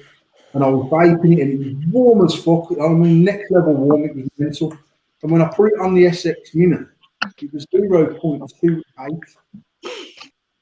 Sorry, 0.028. Right, so stupid amount of amp draw, like 120 amps or something like that, it was drawing. And as soon as I put it on the SX Mini, I took it straight back off. But that said, I also had enough about me to know I could feel the heat difference in my mods. I used to notice it weren't right straight away. Yeah. And I feel like the people that have stuck with mechs now, their knowledge is greater than ever. Like, we learnt this shit. We learnt it ourselves. We learnt it between us. We learnt it in fucking hangouts. We learnt it in video calls. We learnt it in group chats and all that sort of good stuff. Learn it by getting a hot fucking button is how we learn it. But when that happened, there'd be a conversation between you and at least another person to say, fucking hell, I went down to 0.06 and it's a bit fucking lively. I've gone back to 0.08 or 0.09, and someone else might say, to be honest, I've settled at 0.1. It's working well. It's not getting too warm, blah, blah, blah, blah, blah. But then we had a whole raft of newcomers coming in that were going 0.01, you gay. I'm going in at 0.04. But they didn't understand what a mech was. They didn't understand how the mech worked. They didn't understand how having dirty threads, dirty switches, dirty buttons can cause that much arcing and put that much strain on the battery that it could vent the battery, or it could cause the mod to get that hot you can't fucking hold the guns. And I think back to some of the mods that I had 6 years ago that are mechanical, that get mega hot button, that are wired up perfectly safe. It's just the design, the machining, the material is shit. Yeah, like the you remember the Nemesis, and the spring would literally collapse. I had a castle. I had the castle mod, and it had a spring in there that would probably be akin to something you'd find inside a wristwatch. And I'm talking next level flimsy shit. And actually, I can't find my castle mod. I've searched the house for it. Maybe I sold it. I don't think I did. My first original mech that I bought. It was the first authentic mech that I bought. 22 mil. 22 mil with the cat. I had the castle. I had the full set. So the 350 tube, the 500 tube, the 18650 tube, castle RDA. It looks nice even by today's standards. I thought if I find it out, I'll cut down an endless spring so it's got a decent spring in there, and I'll fucking clean that up, and I can't find the cunt. But that used to get mega hot button with a 0.15 build in it. Yeah, you knew with a sort of a hot button. Talking of battery technology and batteries, what's everyone's opinion on marrying batteries? What is marrying batteries? I used to use the same two sets all the time. Like, I used to use it all the time, but like, it's not really the same priority to me now as what it used to be, even though it probably should be, but it's not. No, the reason I ask is because I have two mindsets when it comes to marrying batteries, because I feel like they're not married in the factory; they are singly made cells. So if you're going to put two cells together that are the same, yeah,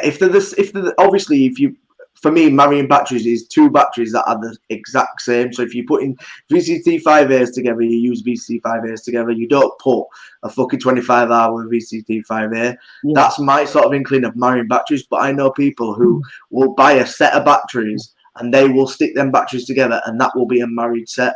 To me, yeah. I don't understand it because they cycle differently. Batteries cycle very differently. So how do you know that one's not going to sag before other? So Paul, I'll let you in on that one. My opinion on marrying batteries is very much like what my dad used to say to me: do what I say, not what I do. Exactly what my dad said. The industry, I mean, I get the logic of marrying batteries, and the point is that obviously when a cell's tested in a manufacturing facility, they're tested at a voltage, they're tested at an amp draw, and all that good stuff. So if you're using two 25Rs, if you're using two VCT5As, if you're using two HE4s or any other 32s or whatever, then they should. What they're saying is because, but you know what, Adam, it falls in line with what I was saying about the regulated thing. The issue with using unmarried batteries, if you're using a brand new VCT5A with a Fox VCT5A, if the old one is discharging faster, but it's putting a mechanical series mod, when the power's going through the older battery, it's fucking harder than the new battery. No. And in a regulated device, when the button's pressed, it's pulling the same amount of shit out of both batteries. If you've got a brand new one and an old one, potentially the old one could give up the ghost before the brand new one. So you're not running safe. My personal experience marrying batteries is, of all my batteries are bachelors, mate. I've never married a pair of batteries in my life. But I've never run different brands of battery together. And No. in my house, I've probably got 50 batteries, and they all come into my house at the same time. And when I decide I need a new set of batteries, I fuck all of the old ones and they all come back into my house. So I don't necessarily count how many cycles have been through the charger, but personally for me, I don't run fucked old batteries. So I've just always worked on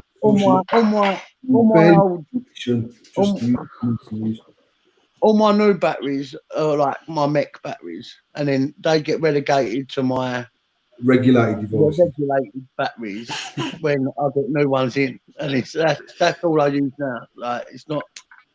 But I used to keep them religiously in cases together. Like that's what it was. As soon as they were charged, they go in the same case, and they'd get used together, whether it be regulated Numbered. or. I remember numbering them, writing on them, writing 1 and 2, or whatever. I'm not like that. I'm not that anal. But I know some people that are. Which to me, that's a big thing of sort of their mind saying, I need to be safe, I need to know what's going on, this is my understanding in it, which is a positive. But when I see people saying you can't do this and you can't do that, and it's not a married battery, I'm sort of thinking to myself, but in the factory, one was sat there for 6 months, one was sat there for 12 months. We don't have a clue because we didn't make them. But as long as we know they're charged up to what they are, you know, and they're the same manufacturer, well, what is the issue? And that's the way I've always sort of, my mind's gone, well, what the fuck is married batteries? I remember when Paul used to have 50 batteries in his fruit bowl in no kids, and everyone went fucking batshit. Tom's probably the only old enough to remember when I posted a picture of our fruit bowl with about 50 or 60 loose batteries in it, saying most people use their fruit bowl for apples and bananas, and I had a whole bowl full of batteries. And it was like, some people go, you can't put them in there like that. And I was like, listen, they physically cannot touch each other. There's no way that them batteries can vent in that. Some people don't care though, do they? No doubt they come up with some. What about if one of the kids throws a handful of change in there? Well, the kids ain't going to. Then shit happens and it goes up. I'm sure it was on top of the fridge, though. It was on top of the microwave. I'm sure it was on top of the fridge. It was on top of the microwave, which was on top of the. He's on top of the work surface. And I was just a bit like, listen, I don't know how you parent your kids, but my kids aren't walking around the house unsupervised throwing pots of money about. If they are, it's probably more likely to be £20 notes than fucking 2 pence people. So they're still not going to vent my pot of batteries. But actually, what you demonstrate to me is that some people. I mean, to be fair, my whole battery safety thing in the past was. I didn't know when I first started, I just didn't know what I was doing. It was pointless me trying to pretend that I did. I fucking didn't. I can remember me and James Burr in his shop at King's Standing back in the day with Hades clones, 26650 clones, screwing them together and making a stack mod before I even had ever seen anything so crazy in all my life. But not really understanding Ohm's law. So the RDA that was on there probably still had the single building there. So when we started firing it, and it fucking set fire to the cut, and everyone was like, "Oh, what the fuck?" That's how we learned. That's how we learned how to do shit. That's how it was. But like, it was like when I got I got a DNA 30, the Vapor Shark DNA 30. It was the first time that I started to understand that on a regulated device that's only capable of delivering 30 watts, that I had to take my ohms much, much higher in order to achieve peak voltage, because you can put a low build on there all you like. If that low build restricts your voltage to 3.1 volts, you might as well not bother your ass. So, but I mean, I had a video of me with a Mephiso RDA quad build in there, quad coils, 28 gauge canicle, 0.36 ohms. So, and it was 30 watts, but it was hitting peak 5.6 volts or whatever, the 30 watt DNA. It was fucking chucking, and I'm talking, it was like next level mad. But on the same day that I had them, Hero at Signature Tips said to me, "Oh mate, can I have one of them 30 watt vapor blocks?" Yeah, he went down to the shop and he sent me a video saying, "This is shit." But he put, now I swear, he put a 0.12 build in there or something. And I was like, to be honest, mate, mine's not that good, but I'd got 0.12 in mine. And then I've done another build with higher, and I was like, and then I sort of started to click in where the higher the resistance in the coil, the more volts I was going to get out of the device. Then I started to understand how that worked backwards. But then one day I had a revolution and decided to Google Ohm's law and understand the very, very basics of if my build is X ohms and my battery is X volts, what amperage am I pulling on that battery? Where am I safe and where am I not safe? Because I can remember running a tank crossing parallel box and having the balls to drop down to 0.2 and feeling like I was fucking entering an unknown quantity. Now, in reality, 0.2 was completely safe on a parallel box. But the other thing was there was no sag on the battery. So if anyone's used, that's why I've said before, I actually prefer a parallel box to a series mod. And for someone that I always used to run 0.01 to 0.011 on a single mech. If you put 0.01 or 0.011 on a parallel mech, the difference is shocking because your battery sag is halved. So you're getting more of your 4.2 volts to your coil. So actually, when I started running parallel boxes as a regular thing, I took my build up to 0.15. And then you've got even less sag. So even though your resistance is higher, my battery life was longer, my sag was less, so my power to my core was on par with running a 0.11 in a single. So it was just that basic understanding. But in the early days, mate, I didn't even understand the very basic concept of what made a mechanical mod fire when you press the button. I didn't understand how that circuitry worked in the mod. So if I'd have dropped my battery into an endless mod with no insulator, I wouldn't have known, I wouldn't have understood the consequences of doing that, because I just bought a mech mod and I fucking put through a build in an RDA and I threw my battery in and vaped the fucking thing. Now I vaped it a bit like, oh, I don't know if I should go in for this, because I was nervous, but you start to learn and understand. And I feel like now people that use mechanical mods have got so much knowledge available to them that they do learn the very basics of what they need to do. There's always going to be some dickhead out there who wants to be Johnny Concrete and fuck about with his mech and cause a fucking problem. But generally, I feel like people are fairly safe in what they're doing. And then I also the devices and the batteries and the RDAs and the wire that we've got available to us just make it safer and safer and safer.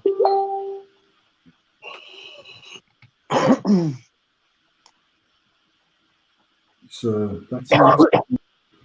that's my thoughts on battery safety. Is a difficult one, because I remember someone coming into our shop with a parallel mech box, and when he took the fucking door off, and he says, oh, I've took my wraps off, man, because my box is silver and the batteries are chrome. And I was a bit like, yeah, whatever, you prick, thinking he got some of them clear battery wraps on there, but he hadn't. And I was like, how the fucking hell is that thing not vented? And I said to him, mate, get the fucking thing out of my shop, will you? And he was like, no, it's sweet, man, look.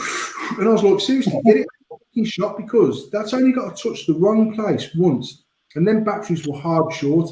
And a hard short battery is much worse than a fucking vented battery. Because when you... Me and Craig once, we had somebody else on Craig's group once, and it was like over the moon with his new, well-known, popular 3D printed box. Yeah. In series, and then he's walking down the street and it was chucking. I was like, mate, what fucking build you got in that? And he went 0.09. I went, what? He went 0.0. I went, and it's series. He went, yeah. I went, what? The batteries go either way. He went, yeah. I went, get the fucking thing off of that now. And he didn't believe me. He had to go to his local shop while he was on the phone to us and ask the geezer. And the geezer nearly threw out the shop like it was an hand grenade. Like, Yeah, I remember that. I was like, mate, you're fucking mad. Yeah, I remember you saying to him, you need to get it off there, and he didn't believe, and he went in and shot that geezer, weren't impressed with him. Well, I can remember having one of the original Vapors Cloud. I can't remember what it was called. It was a series parallel box that was in like a see-through Hammond box back in the day. This was, and there was no engraving on it. It was a see-through Hammond box, a burgundy box, and actually the logo was stuck onto it. It was just die-cut vinyl. And they just launched the original Big Buddha at the time, and I bought one, and I was running 0.22 in series parallel. Again, not really understanding Ohm's law at this point, and the fucking thing was fiery, man. And I'm talking fiery, do you know what I mean? And like full in out, the airflow on a Big Buddha was mental. And it was I love my Big Buddha. I absolutely loved it. I didn't like the look of it. I think it looked like a fucking donkey, but as a RDA, it's probably one of the best big RDAs I've ever had. Yeah. But like I was like, I just didn't get it. I just like, yeah, this is cool, this is.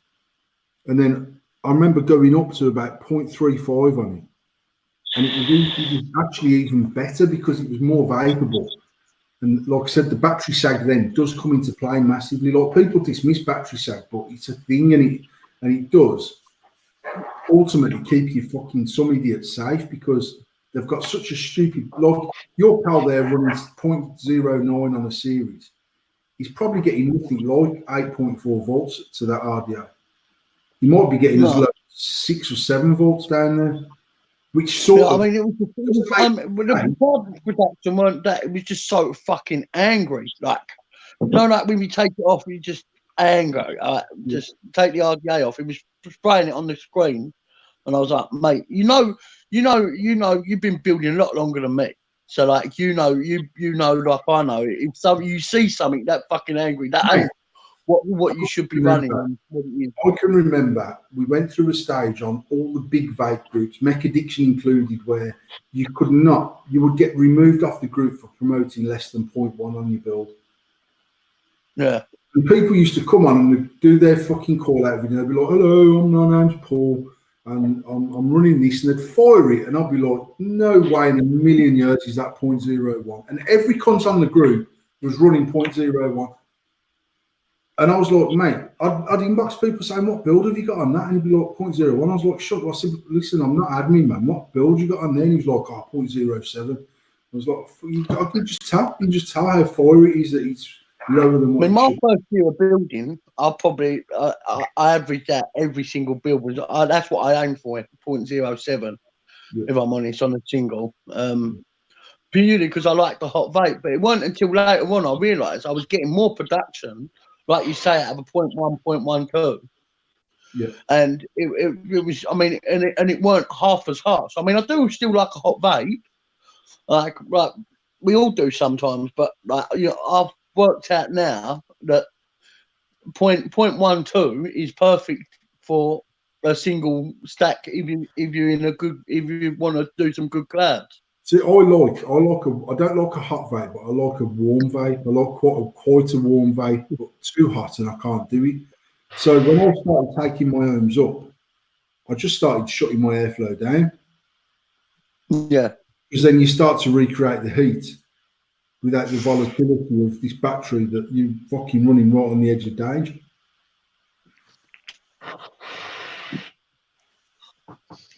I didn't think you had an Empress, Nikki. We've got 4. I don't know.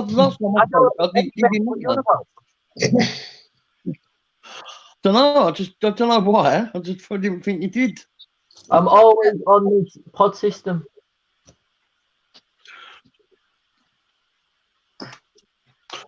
Madness.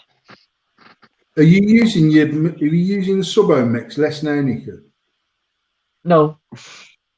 Still use them as much as you always have? Yeah, I'm still going through that in like 2 days. I just wonder because when I was always made to London, but then I sort of mix became a massive passion of mine because I enjoyed fucking about and building, but I was still made to London. I enjoy annoying them cunts that fucking give you dirty looks because you've got a mech in your hand or a vape in your hand. I could be sat outside Costa with like my mouth lung, just having a coffee, blowing a tiny little cloud from it, and I'll still get the dirty look. So I'll just take the piss and pull out a fucking triple stack or stack to just blow stupid little big clouds right at the fucking faces. Then go into Costa and start robbing the guy. I think if they're going to give fucking dirty look for that, then fuck them.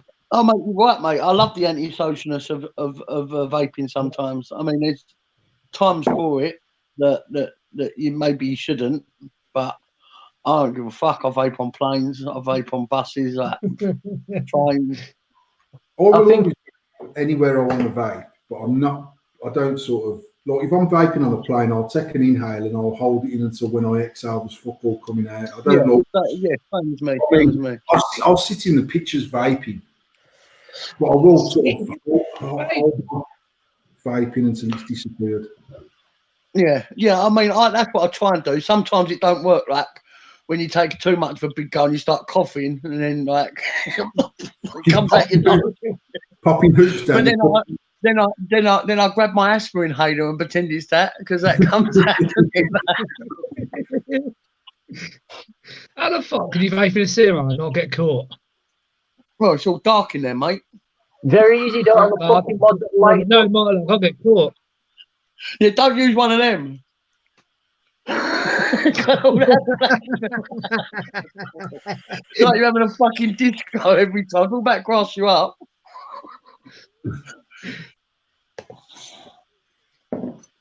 Or don't have something that's as loud as a fucking tornado when you inhale on it. Yeah, I mean, we've all got different ones at different times. It's like when people are like, they don't let you vape in pubs and stuff like that, and I'm thinking to myself, there's a difference between vaping like a massive sub-home or a mech in a pub and you cladding a place out in like one go, and then using like the Nord in. I think because if you're using that, it's not really pissing anyone off, is it? But using one go on a mech in a pub, like it's like going back 30 years and everyone's smoking all day, isn't it? Now, a pal of mine who owns a pub said to me the reason why he banned vaping in the pub is because on a Friday night when the pissheads are pissed, they don't understand why he's allowed to vape, he's allowed to smoke, and I'm not allowed to smoke. He said so. It's just easier blanket banning, so we haven't got this argument and trying to explain that they're using electronic cigarette, mate, and you're using fucking tobacco. I suppose that makes more sense. That's true. So it sort of made sense to me. And to be honest, I was never an advocate. Like, I can remember seeing people post up saying, I was in fucking Iceland today, blowing fucking clouds, and some cheeky told me to stop. And I'm like, it's not even illegal. I'm like, it's not illegal, mate. It's antisocial in the fucking supermarket to be being See, I mean, you can refrain from vaping for 20 minutes while you pop round the supermarket, can't you? It's been a long time since you could walk around the supermarket smoking a fucking fag. I remember when you could, all of a sudden, we just seem to create a whole bunch of people that were like, yeah, I can do this anyway now, fuck everyone. And then moan when it starts getting alienated, and then it is antisocial. And even now, I mean, I will vape in most places, but the minute I feel like someone feels like I shouldn't be, I don't, because I wouldn't have sat in someone else's office vaping a cigarette. Well, I mean, if say for instance, I was vaping on a plane or the bus, like we were saying before, if someone would have caught me or didn't like what I was doing, then obviously I'd stop. I'm not going to cause an international incident over me fucking vaping. I mean, depending on how much I needed one, I suppose. Depending on how much. But I mean, like you say, you hold it in and you do it a certain way, so people wouldn't even notice what you're doing. Like it's not. And then you get these dumb people, like you say, that blow fucking 12-foot of clouds and then go, "Oh, I'm not allowed to do it." It's a bit like we get the kids from school, pick them up, drop them off, and we'll vape outside the gate. Won't ever vape on the playground. There's always that one dickhead that vapes on the playground. It's not me. It's not Nikki. It's someone else. And I'm thinking, you won't stand there with a fag. Why would you stand there with one of them? I got told off yesterday at parents' evening for using this, but that's me. The thing is, vaping on the playground is also playground. 2 hours. Don't get me started on the chihuahuas. Yeah, we had half hour to wait before the first and second one went in, and then I was just standing in the playground just having a vape, and she told me off. Not like the teachers or nothing. She was like, "You can't do that." And I was like, "I can." I'm outside. No, but again, if I was at sports day, I'd sit there and I'd sort of. Yeah.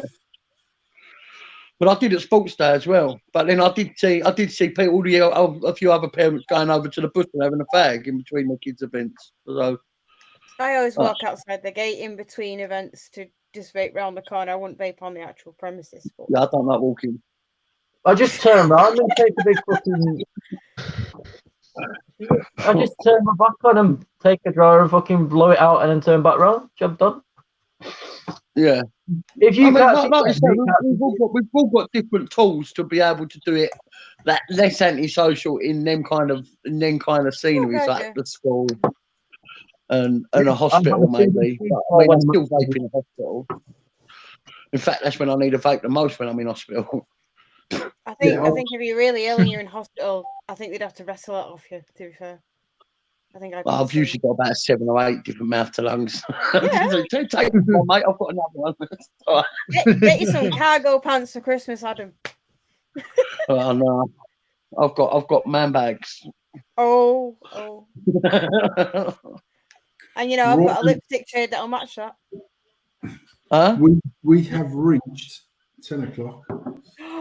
First time in a long time that I've done a full show, because I've been a lazy cunt. I've just been busy really. And next week we'll probably do something on Wednesday. Tom should already be in Birmingham, so me and Tom will be on one screen, I would think. But we'll do a pre-expo show, providing that everything that needs to be done by Wednesday is done. Thank you everyone that's joined in and watched. Thank you everyone that's joined in on the show. Thank you, Thomas, for coming in for 3 minutes and fucking back off again. We're still going to have to wait for Tom to fucking come back on to sign us off. So I've just messaged him and just says, "Can you sign us off?" And he said, "Well, once you've all jumped out, I'll try and get in. I'll try and he can maybe try and sign us out of his phone." But he's just sent me a screenshot. His laptop's started doing some updates and just fucking fucked him off. Before we get started of the week. What's that? Sorry. We need to do starters of the week before we go. I don't know who does. Someone else can do. Adam, you can do status of the week. Okay. Adam, when's your princess due? Couple of weeks. That's what I'm saying. Like, he's like, you might not be able to go Expo. I was like, fuck off. I'm going. It's 2 hours away. It ain't Spain, is it? Like, I'm sure. Like, mate, I'm saying it's going to be November the 3rd. Adam's landing on the Friday and baby's coming on the Saturday. No, that's not good. Because then I'll have to go. Like, I'm not a prick.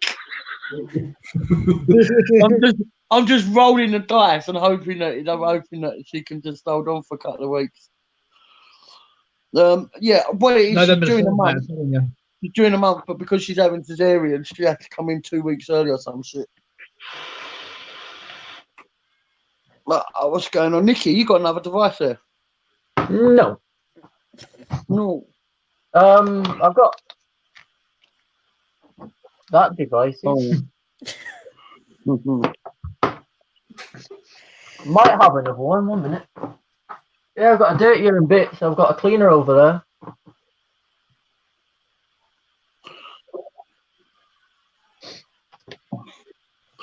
So I'm thinking just as instead of going status of the week as in that respect, I think we should go status of the week for Just Giving page for Paul's friend. Trying to raise a bit of money for the family, which is thank you everyone else who has donated. We can hit a small target of £500 for flowers and that for this. I mean, that's for Gary. Yeah. I think that's poignant. Yeah, I'm going to donate tomorrow. Thank you very much. As I said, tomorrow I am madly busy. Friday we are at Gary's funeral, and I've been a friend of Gary's. I can remember Gary as long as I've been alive. He was my older brother's friend, and we became very good friends. And he died at the age of 50, leaving 5 kids behind. So it's not a sad situation, but I guess it's. I don't know. I mean, Gary. They didn't have many TVs neither then. They didn't have many TVs neither. He used to come on the show. I don't know if so he'd come on the show and just join in and whatever. But yeah, it's. I mean, his missus his missus was a bit more that I'd even set up the page. It's not something I'd normally do, to be honest, because I'm not about this whole. We need to raise money for a funeral. But what she said was, I'd rather not have flowers, and if anyone wants to donate anything, we want to do a little memorial in the back garden. So me and my brother was talking last night. I said, I'll set up a GoFundMe more for our personal friends as opposed to the vaping community. I haven't shared it on no groups or anything like that. It wasn't about that really. It was just anyone that was. No, anyone that donates, I'll appreciate it. Genuinely, I'll appreciate it. I know that Sharon will appreciate it, but it was more about if you're going to spend 20 quid on flowers, just fire 20 quid into the kitty, and then at the end of it, we can pass it on to her, and hopefully they can do some good with the one that sort of have his ashes and whatever in the back garden, a bench and somewhere where I suppose they'll just sit and reflect about the times it used to be. So thank you very much for that, Adam. Personally, I think my best status of the week was saying that if your kid is crying and smashing up his PlayStation because of Fortnite, you've raised a sausage and you failed at being a parent. Yeah, I did see that one. I did see that one when it came up.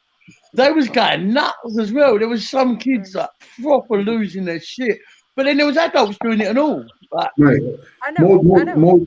My daughter Mia is 10. She comes all day Sunday. She was waiting for the update, and she was like, "Oh yeah, the new season of Fortnite's out. The new season of Fortnite's out." They had to get to bed at 8 o'clock. So as 8 o'clock got closer, she was like, "Oh, I'm not even going to get to have a go on it." Blah blah blah blah blah. And I was in the kitchen. I can't remember what I was doing until I was in the kitchen doing something. And Ava and May come running in. Fortnite's gone. An asteroid's crashed and it's done. And I've never played it. I've watched people play it, but it's not my thing. I'd never sit and play a game of Fortnite. But I was like, thank fuck for that.